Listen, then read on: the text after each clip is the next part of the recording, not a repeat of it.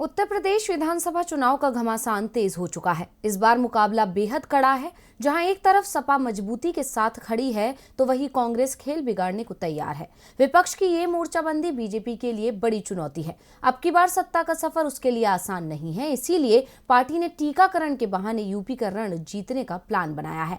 यानी कि बीजेपी लाभार्थियों के सहारे चुनावी लाभ लेने की जुगत में है। चुनाव के वक्त अक्सर सत्तारूढ़ पार्टी अपने कामों का बखान कर जनता को लुभाने की कोशिश करती है। उत्तर प्रदेश में भी बीजेपी केंद्र और राज्य सरकार का गुणगान कर रही है।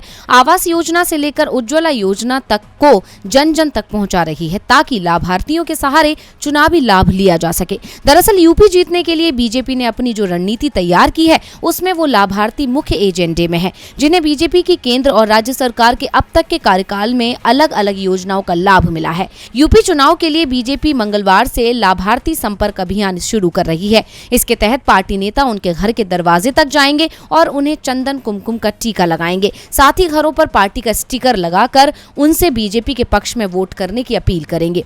यही नहीं, बीजेपी नेता उन लाभार्थियों के साथ सेल्फी भी लेंगे। पार्टी ने इन तस्वीरों को सोशल मीडिया पर प्रचार करने की रणनीति बनाई है। बीजेपी ने लाभार्थी संपर्क अभियान के माध्यम से यूपी की सभी 403 विधानसभा सीटों तक पहुंचने का लक्ष्य रखा है। सूबे में केंद्र और प्रदेश सरकार की योजनाओं के लाभार्थियों की संख्या 6,50,00,000 है, जो यूपी के कुल वोटों का 40% करीब होता है। यही वजह है कि सरकारी योजनाओं के इन 6,50,00,000 लाभार्थियों को अपने पाले में करने की जुगत में बीजेपी का शीर्ष नेतृत्व मशक्कत कर रहा है।